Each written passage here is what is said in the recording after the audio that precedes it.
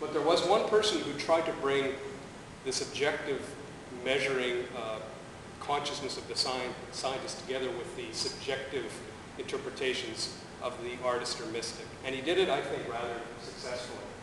His name is Arthur M. Young. He was an engineer at Bell Labs. Anybody here heard the name before? He's not well known today. One person's heard of him, yeah. He's not well known today, but he has been compared to Einstein as one of the great geniuses of the 20th century. I think he measures up to that level. He actually, as a young man, he decided he really wanted to understand how the world works, how the universe worked. And he figured to do that, he had to get a degree in philosophy. So he did that. That didn't satisfy him. It seemed like a very arid discipline, didn't explain things well to him. So he went and got a mathematics degree at Princeton University. Still wasn't satisfied. He thought, if I really want to understand things, I have to be a creative agent myself and actually create something new, introduce something new in the world. So he looked through, went to aeronautics museums, went through Leonardo da Vinci's notebooks, and he gave the world the helicopter. So the Bell helicopter came out in 1947. At that point, he chose to do nothing but think for the rest of his life. Went into retirement. For a lot of people, that would be their life's work, coming up with a helicopter. For him, that was like, he considered that the proving ground, or the test vehicle for his later ideas.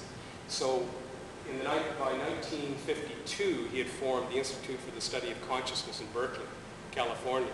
So one of these ironies of history, a fellow who was born in 1905, that transformative year, gave the world the helicopter, and it was also one of the godfathers of what we now call the New Age movement. He was part of the consciousness studies movement that Aldous Huxley and Krishnamurti and all these figures in Southern California were a part of. He was one of the people at the forefront of this.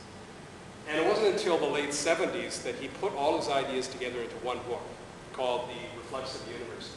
And to me, this is one of the very astoundingly deep and important documents. Not an easy read, but it is very rewarding if you can stick through it.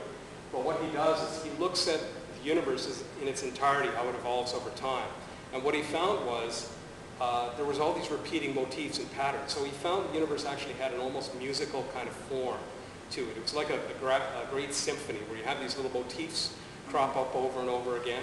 He found these patterns, and they were the kind of things that were hard to measure. They were based on mobility. And I'll show you the chart. I'll bring the chart up that he worked from. Here's a picture of him with an very early prototype of the helicopter. And what I'm going to do is let him give you a brief little clip of him talking, which gives you a sense of where he's coming from. I didn't dwell enough on life. I didn't tell you that I have spiritual ideas. Did I? See, you put it in that drawer along with the thing in physics deals with as being just physics.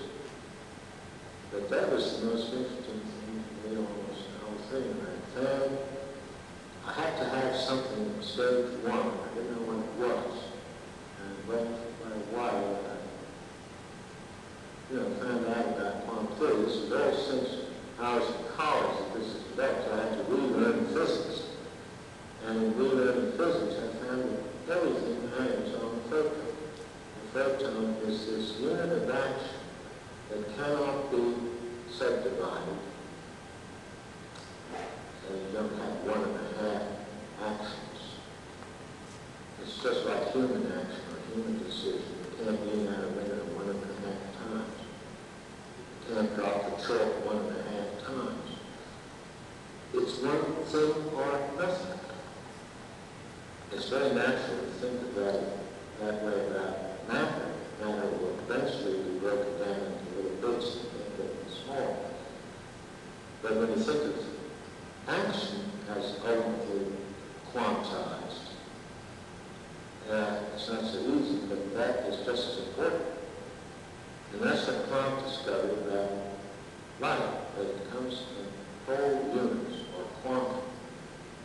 And these quanta are very universal in their function. Everything that happens between these particles that we talk about, billion atoms, what have you, everything that happens between them is in the form of photons or light. It's not just communication of one atom to another, or one molecule to another, or a starch molecule to create energy, or a plant taking light to create a starch. It's the creation of particles themselves, and that's part of physics. I don't want to burden you with what's called pair creation, is when a photon creates a particle. So to sum it up, the photon has a very primary role. Now, why is it spiritual? It's spiritual because it has none of the properties that matter possesses. It doesn't have mass, it doesn't have charge, it doesn't have position, it doesn't have time. It's outside of time. Clock stopped at the speed of light. Has no position because you couldn't possibly locate it. So, everybody hear that well enough? This idea is that the individual quantum of light, a photon, is a unit of action. And this is very important in his thinking as he developed it, because we normally think of actions as a result of purpose. And what he said was that he turned it around. He said that action, this very primary particle that lies outside of space and time, is the fundamental unit of action of the purposive energy we have in the universe, of intention. And he takes this idea and develops it further. And this is a quick schematic diagram. There's very many variations of this in this book, but this is one of the most simple ones here. And what he presumed was, when he talked about light being spiritual, he talked about the kingdom of light. And essentially, this is where everything descends from. So you have the photon interacts through electromagnetic fields, interacts with all matter, all material, and gives rise to us eventually.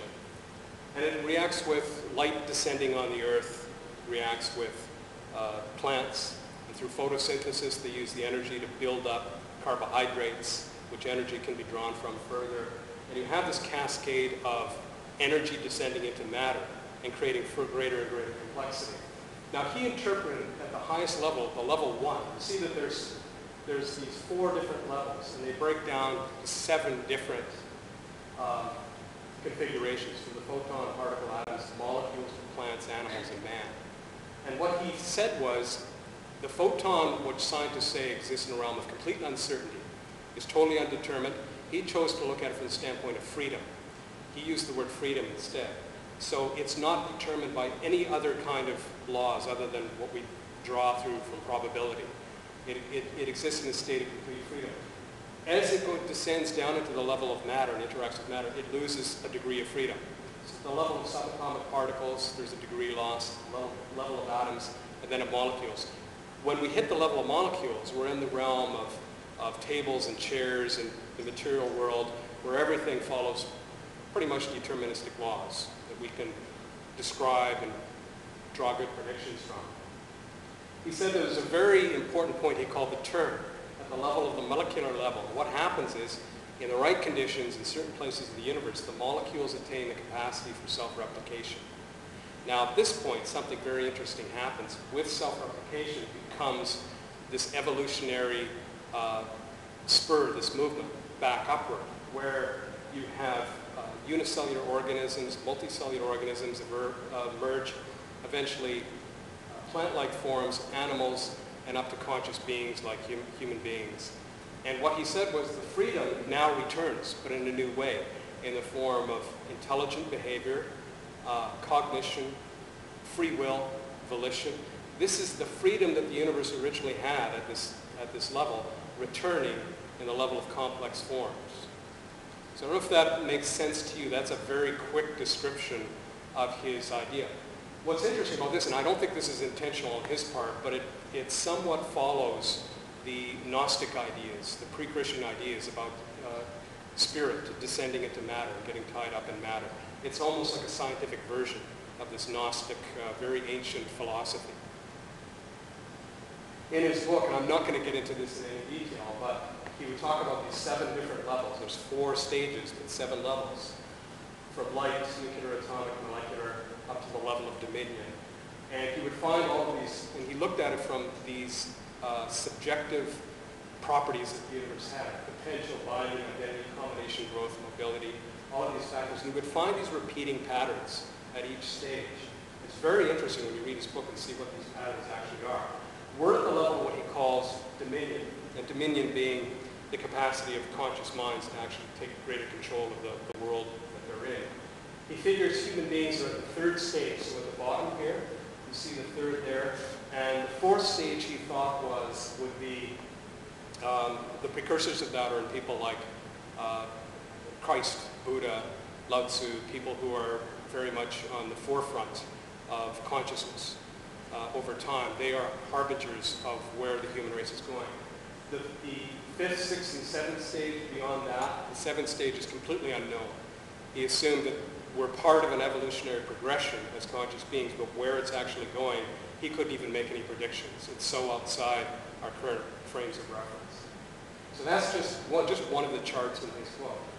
Now, he talked a lot about light as having this dynamical property of organizing things, of creating form in the universe. Now, we can see this in a mundane level when we look at something like sound. So sound is a form of vibration, and I'm going to show you a clip. This is another YouTube clip, and this is baking powder on the surface of a metal plate with a wire being fed into the plate and increasing vibrations as it goes up. Now, as the tone increases, you'll see different patterns of symmetry emerge here.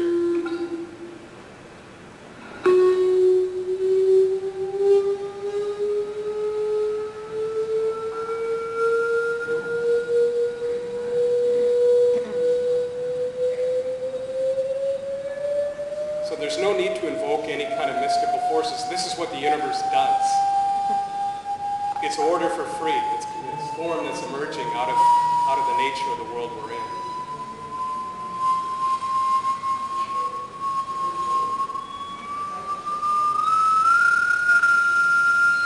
If the sound starts to bother anybody,